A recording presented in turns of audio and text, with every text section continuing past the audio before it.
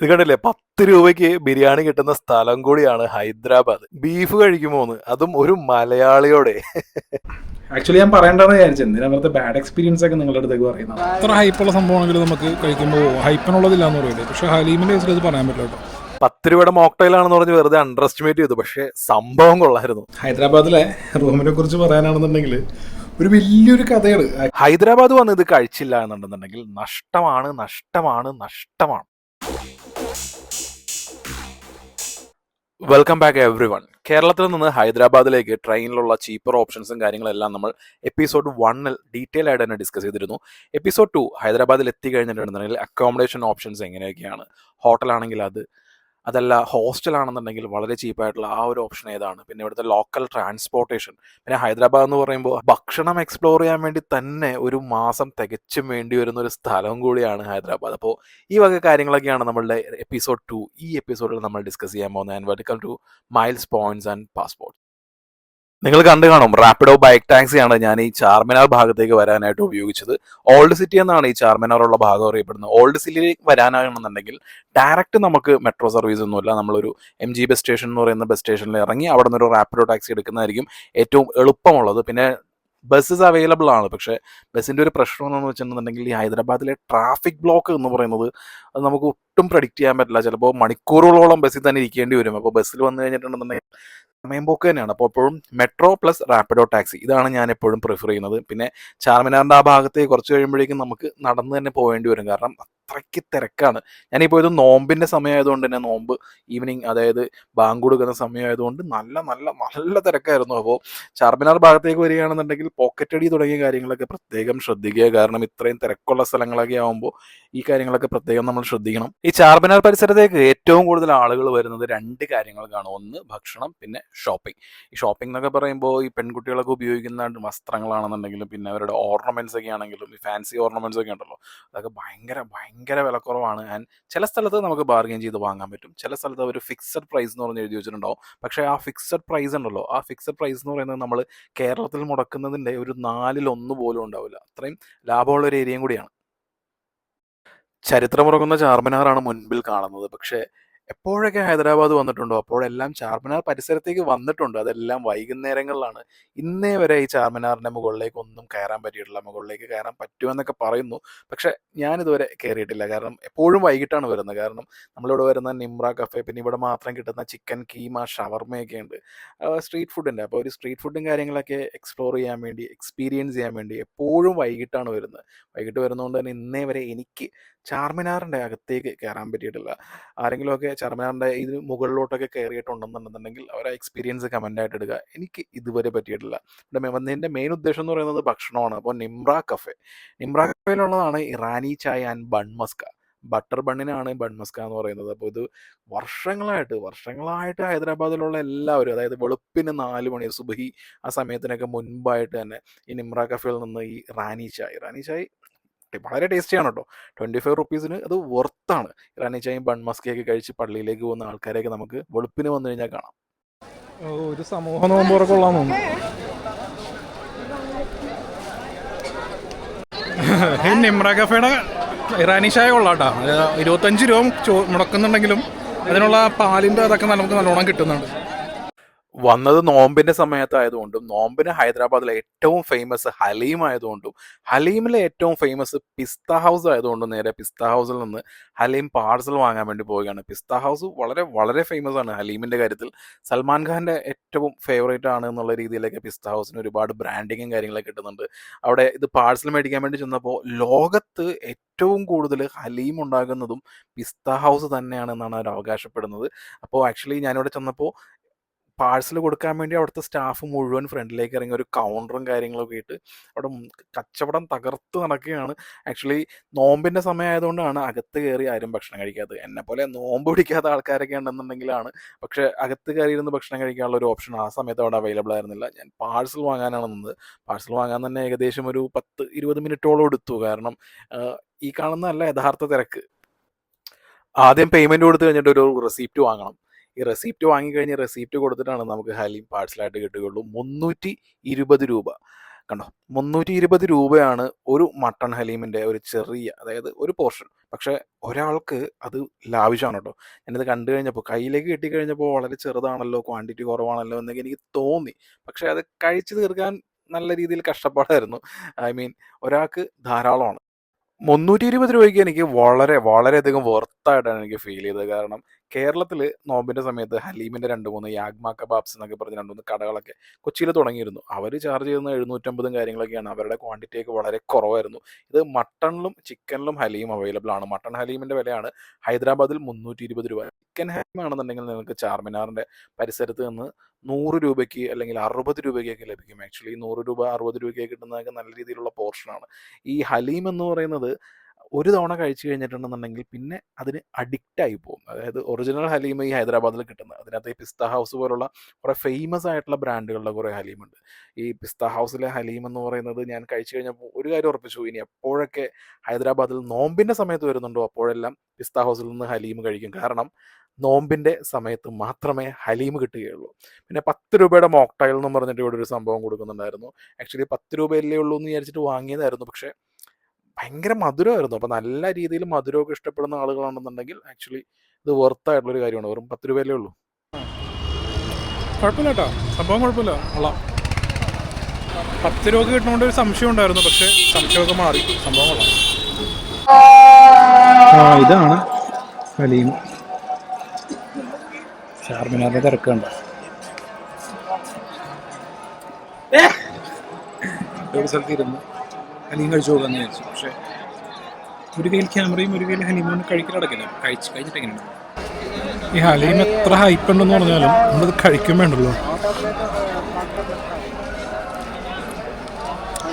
എത്ര ഹൈപ്പുള്ള സംഭവമാണെങ്കിലും നമുക്ക് കഴിക്കുമ്പോൾ ഹൈപ്പിനുള്ളതില്ല എന്ന് പറയില്ലേ. പക്ഷേ ഹലീമിൻ്റെ കേസിൽ അത് പറയാൻ പറ്റില്ല കേട്ടോ. നൈസ്. അതിനകത്ത് എഴുതിയിട്ടുണ്ട് മട്ടൻ്റെ എല്ലിൻ്റെ ചിലപ്പോൾ കഷ്ണങ്ങളൊക്കെ ഉണ്ടാവും. അതുപോലെ 1-2 കഷ്ണങ്ങളൊക്കെ കിട്ടിയിട്ടുണ്ട്. പക്ഷേ അപാര ടേസ്റ്റ്, കൊള്ളാം. ഏതായാലും പിസ്ത ഹൗസിൽ കഴിച്ചു. വയറുണ്ടെങ്കിൽ ബാക്കിയുള്ള മട്ടൺ ഹലീമും കൂടി കഴിച്ചു. അതൊന്നും മട്ടൻ്റെ അല്ലേ, കൊള്ളാം. സംഭവം കൊള്ളാം, നൈസ്. ഏറെ ഇങ്ങനെ മുട്ടയൊക്കെ ഇട്ടിട്ടുള്ള അങ്ങനെ കുറച്ച് വെറൈറ്റി സംഭവങ്ങളൊക്കെ കിട്ടുമെന്ന് പറയുന്നത്. ഏതായാലും അതൊക്കെ കൂടെ ഒന്ന് ട്രൈ ചെയ്തു. ഒറ്റ ഇരിപ്പിനുണ്ടല്ലോ, മുഴുവനും തീർത്തു. കാലി കാലി കാലി സംഭവം കൊള്ളാമല്ലോ. ഇങ്ങനെ ആസ്വദിച്ച് കഴിയാം. പിന്നെന്ന് വെച്ചാൽ റോഡ് സൈഡിലിരുന്നാണ് കഴിക്കുന്നത്. അതിൻ്റെ ഒരു ബുദ്ധിമുട്ടുണ്ടെന്നേ ഉള്ളൂ. പക്ഷേ സംഭവം കൊള്ളാം. അപ്പോൾ ഇതാണ് ഹലീം. വെറുതെ അല്ല ഈ ഹലീമിന് ഇത്ര ഒരു പോപ്പുലാരിറ്റി. ഇപ്പം നോമ്പിൻ്റെ സമയത്ത് വന്നാലും നല്ല ഹലീം കിട്ടുള്ളൂ എന്ന് പറയുന്നുണ്ടായിരുന്നു. ഏതായാലും അത് കിട്ടി. ഇനി ഹലീം ഏതായാലും ഭയങ്കരമായിട്ട് ഇഷ്ടപ്പെട്ടു. അപ്പോൾ ബാക്കിയുള്ള സ്ഥലത്തൊക്കെ എന്തൊക്കെ ടേസ്റ്റിലാണ് കിട്ടുന്നത്, എന്തൊക്കെയാണ് വെറൈറ്റി എന്നുള്ളത് നോക്കാം. നേരെ ആകേണ്ടത് ഒരു ക്ഷേത്രമാണ്. അതിൻ്റെ തൊട്ട് മുമ്പിലാകുന്ന ആ പർപ്പിൾ കളറിലൊരു മസ്ജിദ് കാണാം. ഇതൊക്കെയാണ് ഇന്ത്യ.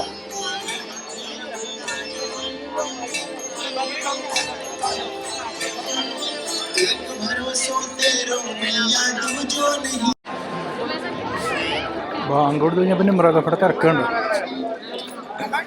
സംഭവം നിമ്ര അടിപൊളിയൊക്കെ തന്നെയാണ്. പക്ഷെ കാശ് മാത്രമേ സ്വീകരിക്കുകയുള്ളൂ. ഗൂഗിൾ പേ ആണെന്നുണ്ടെങ്കിൽ അങ്ങോട്ട് പോകും എന്നൊക്കെ പറയും. ഒരു റാനീഷായ ആ പാലിൻ്റെ സംഭവങ്ങളൊക്കെ അടിപൊളിയാണ്. പക്ഷെ കാശ് മാത്രം എടുക്കുകയുള്ളൂ. ഞാൻ 500 രൂപ നോട്ട് വന്നപ്പോൾ സന്തോഷത്തോടെ ചേഞ്ച് വന്നു 25 രൂപയുടെ ചായക്ക്. അപ്പോൾ അവർക്ക് എങ്ങനെയാണെങ്കിലും കാശായിട്ട് കിട്ടുന്നതാണ് അവർക്ക് ഇഷ്ടം. അയ്യോ തിരക്ക്.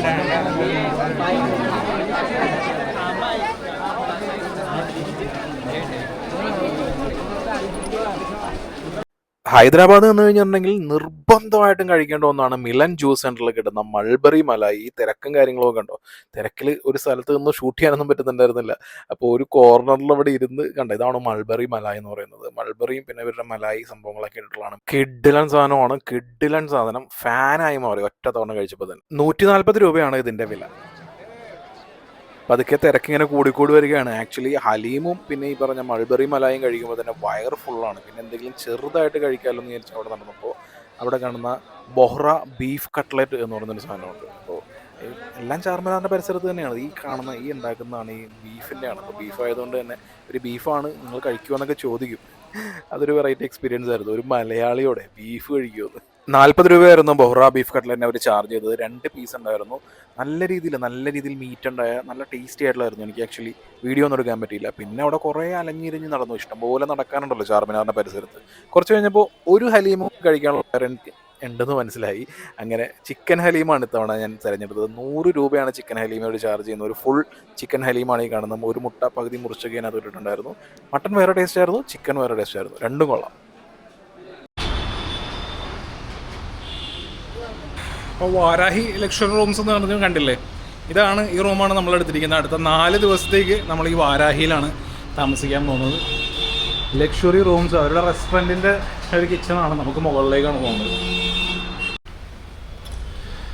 അപ്പോൾ 206 ഇതാണ് നമ്മളുടെ റൂം, വാരാഹി.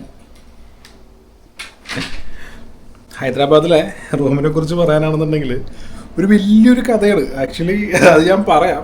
അപ്പോൾ ഇത് വാരാഹി എന്നും പറഞ്ഞിട്ട് തൊട്ടപ്പെടുത്ത് ചൈതന്യപുരി എന്ന് പറഞ്ഞൊരു മെട്രോ സ്റ്റേഷനാണ്. മെട്രോ സ്റ്റേഷൻ്റെ വാതിക്കെ തന്നെയാണ് ഈ ഹോട്ടൽ. ഞാൻ കുറച്ച് കൺവീനിയൻ്റ് ആയിട്ട് ഒരുപാട് സ്ഥലങ്ങളിലോട്ട് പോകണമെന്നുണ്ടെന്നുണ്ടെങ്കിൽ മെട്രോയ്ക്ക് പോകാനും കൂടി എളുപ്പമാണല്ലോ, അപ്പോൾ അതിനുവേണ്ടി എടുത്തതാണ്. അപ്പോൾ 1200 രൂപയ്ക്ക് ഈ ഒരു എയർ കണ്ടീഷൻഡ് റൂം ഈ ഒരു പ്രൈം ലൊക്കേഷനിൽ, പ്രൈം ലൊക്കേഷൻ മീൻസ് മെട്രോ ഉണ്ട്, നമുക്ക് ബാക്കിയുള്ള ട്രാൻസ്പോർട്ടേഷനൊക്കെ കുറച്ച് എളുപ്പമാണ് എന്നുള്ള രീതിയിൽ. പിന്നെ അത്യാവശ്യം വൃത്തിയുള്ള ഹീറ്ററൊക്കെ വർക്ക് ചെയ്യുന്ന ഒരു വാഷ്റൂമാണ്.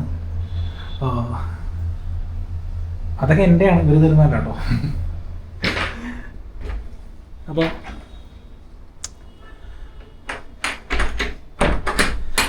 1200 രൂപക്ക് എനിക്ക് പുറത്തായിട്ടാണ് തോന്നിയത്. കാരണം നോൺ എ സിയും എ സിയും തമ്മിൽ വെറും 200 രൂപയുടെ വ്യത്യാസമുള്ളൂ. 200 രൂപ, അതായത് 1000 രൂപക്ക് നോൺ എ സി, 1200 രൂപക്ക് എ സി. അപ്പോൾ ഇവിടെ രാത്രി ശരിക്കും പറഞ്ഞിട്ടുണ്ടെന്നുണ്ടെങ്കിൽ എ സിയുടെ ആവശ്യമില്ല. കാരണം നല്ല തണുപ്പാണ്. ഇപ്പോൾ മാർച്ച് തുടക്കമല്ലേ, മാർച്ച് ഒരു പകുതിയൊക്കെ ആകുമ്പോഴാണ് നല്ല രീതിയിൽ ചൂടാകുന്നത്. പക്ഷേ പകൽ അങ്ങനെയല്ല, പകൽ നല്ല വെയിലാണ്, സൺസ്ക്രീനൊക്കെ നിർബന്ധമാണ്. പക്ഷേ നമ്മുടെ നാട്ടിലെ പോലെ ഹ്യൂമിഡിറ്റി ഇല്ല. അപ്പോൾ 1200 രൂപക്ക് പുറത്താവുന്ന റൂമാണ്. ഇപ്പോൾ നിങ്ങളെവിടെയെങ്കിലുമൊക്കെ, അപ്പോൾ നിങ്ങൾ സപ്പോസ് ഇവിടെ വരികയാണെന്നുണ്ടെന്നുണ്ടെങ്കിൽ വാരാഹി ഞാൻ റെക്കമെൻഡ് ചെയ്യുന്നതാണ്. ഇത് പ്രൊമോഷനൊന്നും അല്ല. കോഹിബുവിൻ്റെയും Booking.com കാര്യം ഞാൻ വീണ്ടും പറയാം. അതായത് ഈ ഓയോ എന്ന് പറയുന്നൊരു സംഭവം ഉണ്ടല്ലോ, അതിപ്പോൾ ഓയോ എന്നുള്ള പേരില്ല എങ്കിലും ഇവരുടെ കുറേ പ്രോപ്പർട്ടീസ് ഉണ്ട്. നമ്മുടെ ആ ഒരു ദിവസം തന്നെ തുളച്ച് കളയണതാണ്. ബാഡ് ആയിട്ടുള്ള എക്സ്പീരിയൻസ് ആണ്. ഞാനിപ്പോൾ ഓൾറെഡി നല്ലൊരു എക്സ്പീരിയൻസ് ഒക്കെയുള്ളതുകൊണ്ട് ഞാനത് പതുക്കെ പറയാം. ആദ്യമേ പറഞ്ഞ് അലമ്പാക്കണ്ടല്ലോ, ഞാൻ പതുക്കെ ഞാൻ ആ ഒരു ബാഡ് എക്സ്പീരിയൻസ് ഞാൻ പറഞ്ഞുതരാം. ഇവിടെ വന്ന് കാലുകുത്തി കുറച്ച് കഴിഞ്ഞപ്പോൾ കിട്ടിയ ഒരു ബാഡ് എക്സ്പീരിയൻസ് ആണ് അത്. ആക്ച്വലി ഞാൻ പറയേണ്ടതെന്ന് വിചാരിച്ചത്, എന്തിനാ വെറുതെ ബാഡ് എക്സ്പീരിയൻസ് ഒക്കെ നിങ്ങളുടെ അടുത്തേക്ക് പറയുന്നതാണ്. പക്ഷേ അത് പറഞ്ഞില്ല എന്നുണ്ടെങ്കിൽ നാളെ എന്നെപ്പോലെ ആരെങ്കിലുമൊക്കെ ഇതുപോലെ സമയനഷ്ടം, ധനനഷ്ടം, ഈ കാര്യങ്ങളൊക്കെ വരാൻ സാധ്യതയുണ്ട്. അതുകൊണ്ട് ഞാൻ പതുക്കെ പറയാം. ഇനി നിങ്ങൾക്ക് ഹോസ്റ്റൽ കംഫർട്ടബിൾ ആണെന്നുണ്ടെങ്കിൽ ഇറഗഡ എന്ന് പറയുന്ന മെട്രോ സ്റ്റേഷൻ്റെ വാക്കബിൾ ഡിസ്റ്റൻസിൽ ഡെക്കൻ ഡോർമെട്രി എന്ന് പറയുന്ന ഒരു ഡോർമെട്രി ഉണ്ട്. വളരെ നീറ്റ് ആയിട്ടുള്ള ഒരു ഡോർമെട്രി ആണ്. ആക്ച്വലി 500 രൂപയാണ് ഒരു ദിവസത്തേക്ക് ഇവരൊരു ബെഡ് സ്പേസിന്, അതായത് ഡോർമെട്രിക്ക് ചാർജ് ചെയ്യുന്നത്. ഡോർമെട്രി ഈ കാണുന്നതാണ്. ആക്ച്വലി വളരെ കംഫർട്ടബിൾ ആയിട്ടുള്ള എ സി ഡോർമെട്രി ആണ്. ആക്ച്വലി നമുക്ക് റൂമിലധികം കാര്യങ്ങളൊന്നും ഇല്ലാന്നുണ്ടെങ്കിൽ, നമ്മൾ പകൽ മുഴുവൻ പുറത്തായിരിക്കും, ജസ്റ്റ് കിടക്കാൻ വേണ്ടി മാത്രമാണ് വരിക എന്നുണ്ടെങ്കിൽ ആക്ച്വലി നല്ലൊരു ഓപ്ഷനാണ് ഈ ഡെക്കൻ ഡോർമെട്രി. ഒരു ദിവസം 500 രൂപ എന്ന് പറയുമ്പോൾ ബഡ്ജറ്റ് ഓപ്ഷനാണ്, എ സി ആണ്. പിന്നെ ബാക്കിയുള്ള നമ്മുടെ കോമൺ വാഷ്റൂമും കാര്യങ്ങളൊക്കെ ആയിരിക്കും. പക്ഷേ എല്ലാം ക്ലീൻ ആണ്, വിത്ത് ലോക്കറാണ്. നമുക്ക് വിലപിടിപ്പുള്ള എന്തെങ്കിലുമൊക്കെ ഉണ്ടെന്നുണ്ടെങ്കിൽ ലോക്കറിൽ വെക്കാം. അപ്പോൾ ഡെക്കൻ ഡോർമെട്രി എന്ന് പറയുന്നതും ഒരു നല്ല ഓപ്ഷനാണ്. സോളോ ട്രാവലൊക്കെ വരികയാണെന്നുണ്ടെങ്കിൽ, ഈ ഹോസ്റ്റലിൽ താമസിക്കാൻ ഇഷ്ടമുള്ളവരാണെന്നുണ്ടെങ്കിൽ ഇവിടെ ഫ്രിഡ്ജ് കാര്യങ്ങളൊക്കെ ഉണ്ട്. അതുകൂടാതെ നമുക്കൊരു പാൻട്രി, കിച്ചൺ ഏരിയ കാര്യങ്ങളൊക്കെ ഉള്ളതുകൊണ്ട് തന്നെ നിങ്ങൾക്ക് ഇപ്പോൾ ഇവിടെ താമസിക്കുന്നത് കൂടുതലും അവിടുത്തെ IT എംപ്ലോയീസ് ആണ്. അതായത് മാസക്കണക്കിന് താമസിക്കുന്ന കുറച്ച് ആളുകളെയൊക്കെ ഞാനിവിടെ വെച്ച് പരിചയപ്പെട്ടു. അത്യാവശ്യം കൊള്ളാവുന്ന ഒരു പ്രോപ്പർട്ടി എനിക്ക് ഫീൽ ചെയ്തു. അപ്പോൾ നിങ്ങൾക്ക് റൂം വേണമെന്നുണ്ടെന്നുണ്ടെങ്കിൽ 1200 രൂപ വരെ വരും. ഡോർമെട്രി ആണെന്നുണ്ടെങ്കിൽ 500 രൂപയായിരിക്കും ഒരു ദിവസത്തേക്ക്. താമസിക്കുന്നവിടെ മൈത്രി വിമൽ എന്ന് പറഞ്ഞൊരു തിയേറ്റർ ഉണ്ട്, അടിപൊളി തിയേറ്ററാണ്. അപ്പോൾ അവിടേക്ക് റാപ്പിഡോയിൽ നോക്കിയപ്പോൾ 200 രൂപ. അപ്പോൾ റാപ്പിഡോ ബൈക്ക് ടാക്സിക്കാണ്. പിന്നെ ഉടുക്കത്തെ വെയിലാണോ, അത് കണ്ടില്ലേ.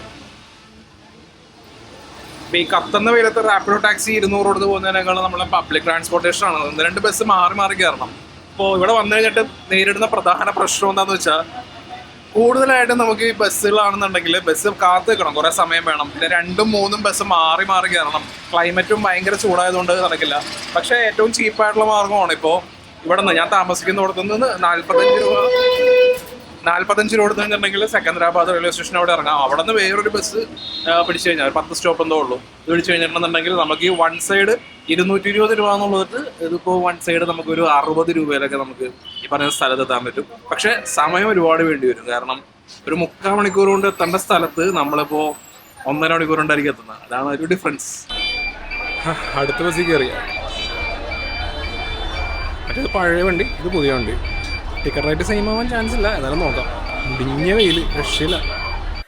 വെജ് ബിരിയാണി 10 രൂപ, ചിക്കൻ ബിരിയാണി 2 പീസ് ഉള്ളത് 60 രൂപ എന്നൊക്കെയുള്ള ബോർഡുള്ള ഒരുപാട് കടകളൊക്കെ കാണാം. അപ്പോൾ നമ്മൾ കരുതും നമ്മുടെ നാട്ടിലെ കിട്ടുന്ന വായിൽ വെക്കാൻ കൊള്ളാത്ത ബിരിയാണി ആയിരിക്കും ഇവർ സെർവ് ചെയ്യുന്നത്. പക്ഷേ അങ്ങനെയല്ല. ഹൈദരാബാദ് എവിടെ നിന്ന് ബിരിയാണി കഴിച്ചാലും ടേസ്റ്റ് ആയിട്ടാണ് എനിക്ക് ഫീൽ ചെയ്തിട്ടുള്ളത്. ഈ 60 രൂപയുടെ ബിരിയാണി ബോർഡ് കണ്ടപ്പോൾ ഒരു കൗതുകത്തിന് എങ്ങനെ ഉണ്ടാവും എന്ന് അറിയാൻ വേണ്ടിയിട്ട് ഞാനൊരു പാഴ്സൽ പറഞ്ഞതായിരുന്നു. ആക്ച്വലി നല്ല ക്വാണ്ടിറ്റിയിൽ നല്ല ചിക്കൻ കഷ്ണങ്ങളൊക്കെ ഉണ്ടായിട്ട് അവിടെ ഉണ്ടായിരുന്നു. ഇവിടെ ഇരുന്ന് കഴിക്കുകയാണെന്നുണ്ടെങ്കിൽ, കാരണം എൻ്റെ കൂടെ വേറെ ആൾ അവിടെ ലൈനിൽ ഓർഡർ ചെയ്തു, പുള്ളിക്ക് കിട്ടിയ നല്ല ക്വാണ്ടിറ്റി ആയിരുന്നു. ആക്ച്വലി പാഴ്സൽ എന്ന് പറയുമ്പോൾ നമ്മുടെ ഒരു കണ്ടെയ്നറിൻ്റെ വലിപ്പം ഉണ്ടല്ലോ, ആ വലിപ്പത്തിൽ അതിൽ ചുരുങ്ങും. അപ്പോൾ എനിക്കൊരു കാര്യം മനസ്സിലായി, 60 രൂപയ്ക്ക് നല്ല ടേസ്റ്റുള്ള ബിരിയാണി കിട്ടുന്ന സ്ഥലമാണ് ഹൈദരാബാദ്. 10 രൂപ 20 രൂപ 30 രൂപയുടെ ബിരിയാണി എന്ന് പറയുന്നത് നമ്മുടെ നാട്ടിലെ ആൾക്കാർ ബജ്ജി കഴിക്കുന്ന പോലെ ആൾക്കാർ സൈഡിലേക്ക് ഇരുന്ന് ബിരിയാണി കഴിക്കുന്നത് കാണാം, രസമാണ്. അപ്പോൾ ഹൈദരാബാദിലെ വിശേഷങ്ങൾ ഇനി ഒരുപാട് ബാക്കിയുണ്ട്. ആ വിശേഷങ്ങൾക്ക് വേണ്ടി നമുക്ക് അടുത്ത വീഡിയോകളിൽ വീണ്ടും കാണാം.